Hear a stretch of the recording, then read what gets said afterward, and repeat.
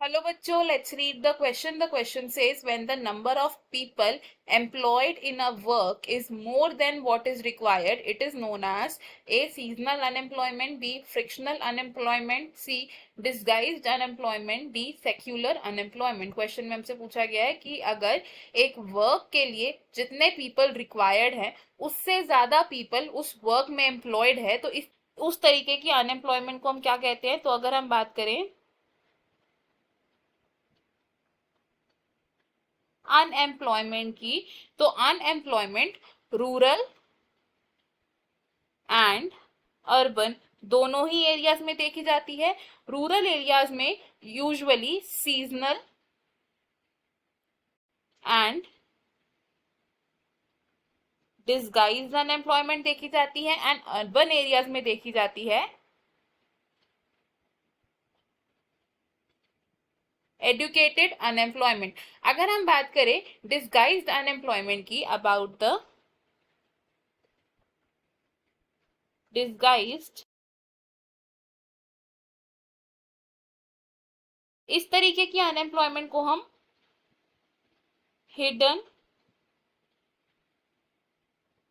Unemployment भी बोलते हैं। इस तरीके की अनएम्प्लॉयमेंट को हम हिडन अनएम्प्लॉयमेंट इसलिए कहते हैं बिकॉज जो लोग हैं वो देखने से एम्प्लॉयड लगते हैं। अब disguise type of unemployment usually कहां देखने को मिलती है? In the agricultural fields. Agricultural fields में कब हमें डिस्गाइज टाइप ऑफ अनएम्प्लॉयमेंट देखने को मिलेगी? व्हेन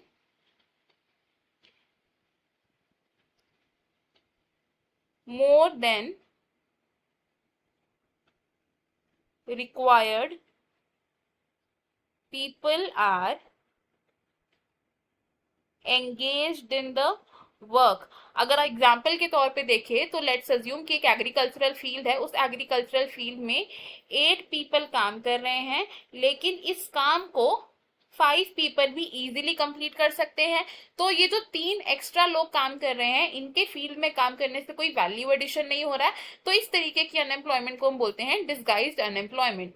एंड ये अनएम्प्लॉयमेंट हम यूजुअली देखते हैं जब फैमिली के सभी मेंबर्स मिलके एक एग्रीकल्चरल फील्ड में काम करते हैं। तो हमने यहाँ से क्या देखा कि जब number of people employed in a work is more than what is required, then it is called option C disguised unemployment.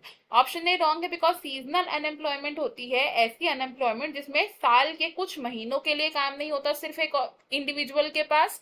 Option B भी रॉन्ग है बिकॉज फ्रिक्शनल अनएम्प्लॉयमेंट का मतलब है जब एक इंडिविजुअल एक जॉब से दूसरे जॉब में फ्रीक्वेंटली स्विच करता जा रहा है या उसे चेंज करता जा रहा है। ऑप्शन डी भी रॉन्ग है बिकॉज सेक्यूलर अनएम्प्लॉयमेंट का मतलब होता है कि एक लॉन्ग टर्म अनएम्प्लॉयमेंट है जो खत्म नहीं हो रही है इजिली। तो इस क्वेश्चन में हमारा करेक्ट आंसर ऑप्शन सी है which is disguised unemployment and we will write option C is correct. I hope you have understood it well. Best of luck. Thank you.